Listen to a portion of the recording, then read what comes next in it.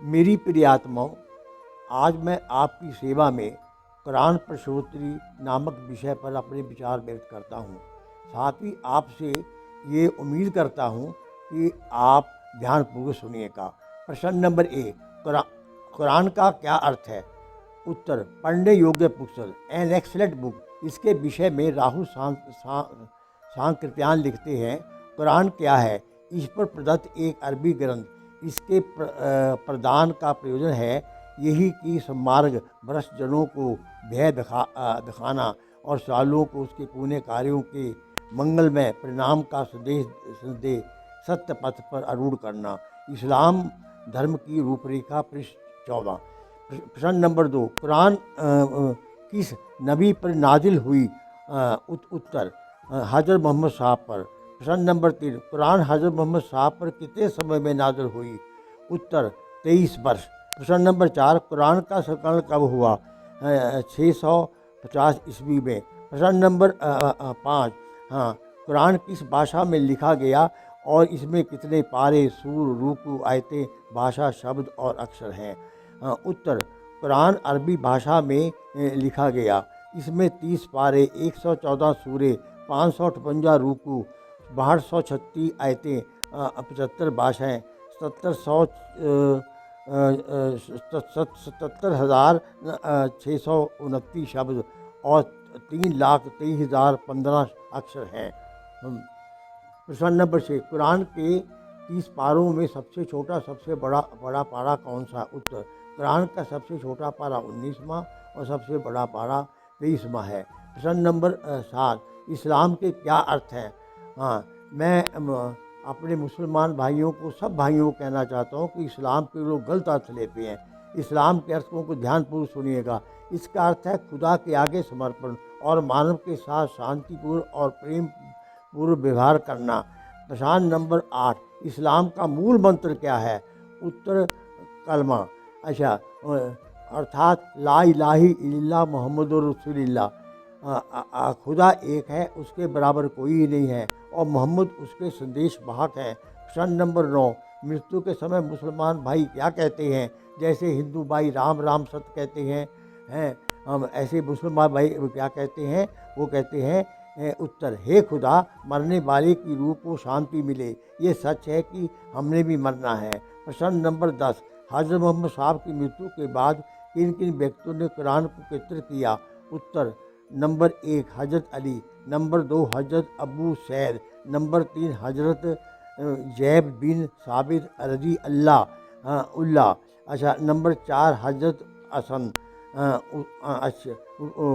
बुखारी शरीफ हदीस 379 सफ़ा 166 जिल्द 2। प्रश्न नंबर 11, कुरान के अनुसार अल्लाह के कितने नाम हैं?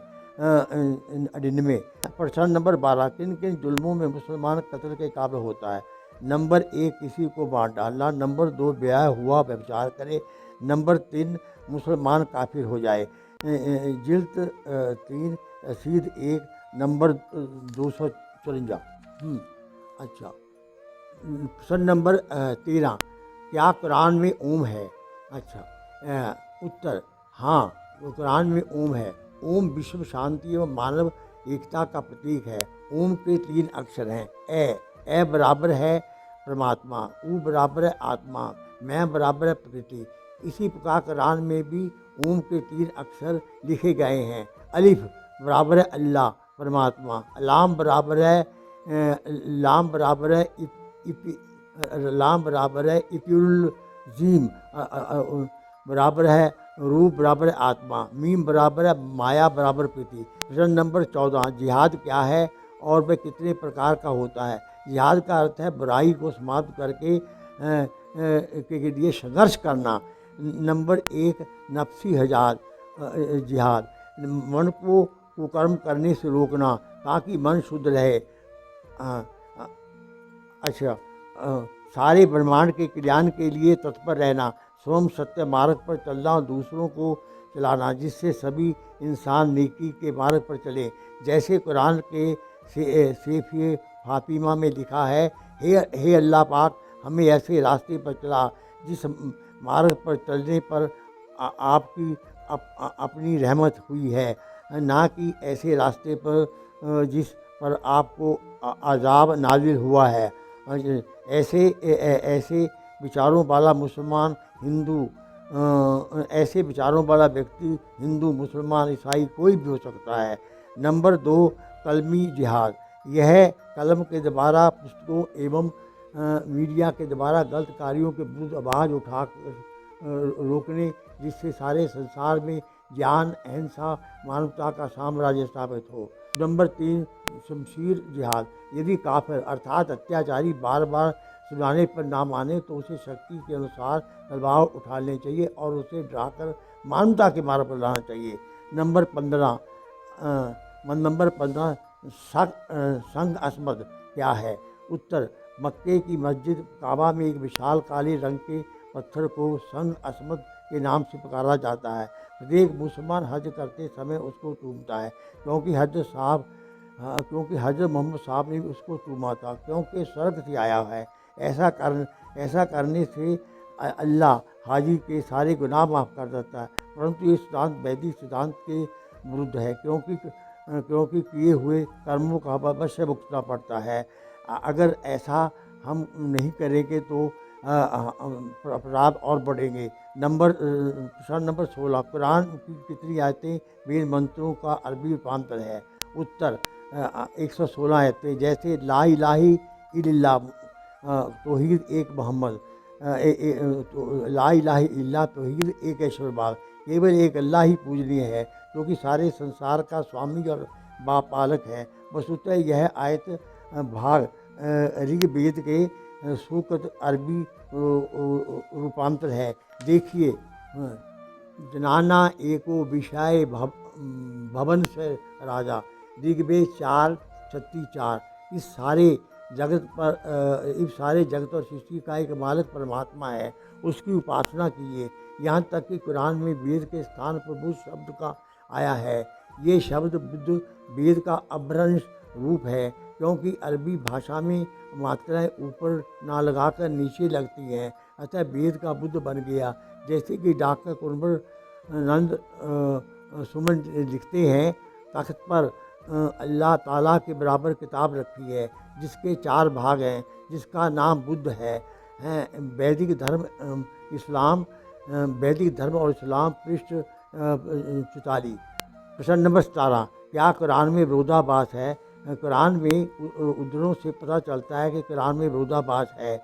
हाँ, जैसे ए मोहब्बत, कह दो कि अल्लाह आदेश नहीं करता बुरी बात और बुरे काम के लिए। खुदा का स्वभाव सद्गुणों व सद्कार्यों की आज्ञा देता है। पारा नंबर 8, रुकू नंबर 10-3। अच्छा, नंबर 2, जब हम किसी ग्राम या नगर के लोगों का विनाश करना चाहते हैं तो उसके धनपतियों को आज्ञा देते हैं कि उसके लिए भेजे गए रसूल का विरोध करें। फिर बेरसूल की आज्ञा से परे हो जाते हैं। अनिवार्य हो जाता है कि उस बस्ती वालों के लिए अजब संकट उत्पन्न करने की आज्ञा का कलमा अजान के अधिकारी हो जाते हैं और फिर जड़ से उखाड़ देते हैं। हम उन्हें और उनके घर बुरी तरह नष्ट कर देते हैं। 12 नंबर 15, रुकू नंबर 1-2 लो। अच्छा, क्या कुरान प्रश्न नंबर 18, क्या कुरान में पुनर्जन्म का सिद्धांत है? उत्तर, कुरान में पुनर्जन्म का सिद्धांत है।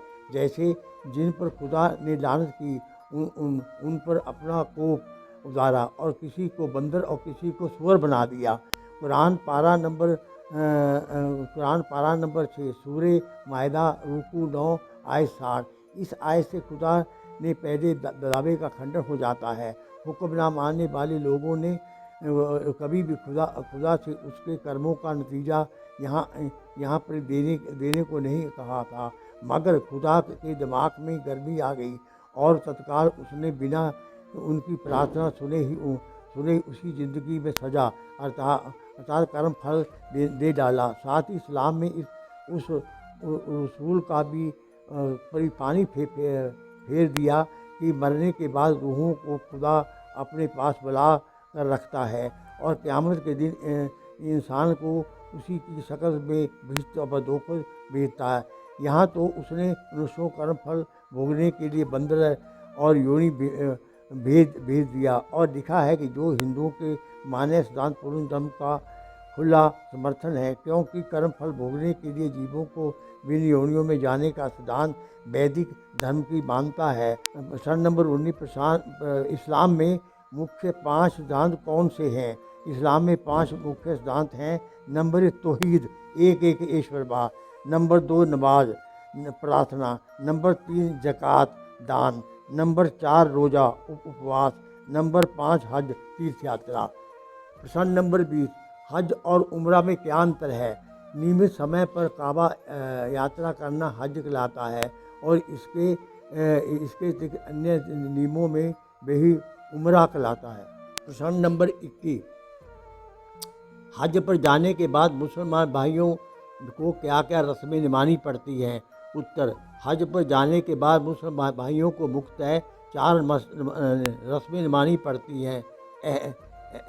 एहराम, मक्का प्रवेश में दूर की एक स्थान पर सब हाजी एक कपड़ा सर ऊपर करके पहनते हैं।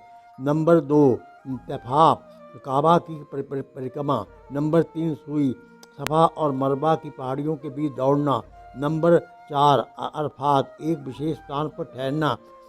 प्रश्न नंबर 22, मोमिन और मुसलमान शब्दों का क्या अर्थ है? मोमिन का अर्थ होता है सत्य प्रिय और मुसलमान का अर्थ हो शांति प्रिय। प्रश्न नंबर 23, हदीस का क्या अर्थ है? हदीस का अर्थ है कुरान का शेष भाग, अपेंडिक्स। प्रश्न नंबर 24, क्या कुरान कर्म सिद्धांत को मानता है? उत्तर, कुरान कर्म सिद्धांत को नहीं मानता, जैसे कि वेदों में लिखा है और जैसी करनी वैसी भरनी।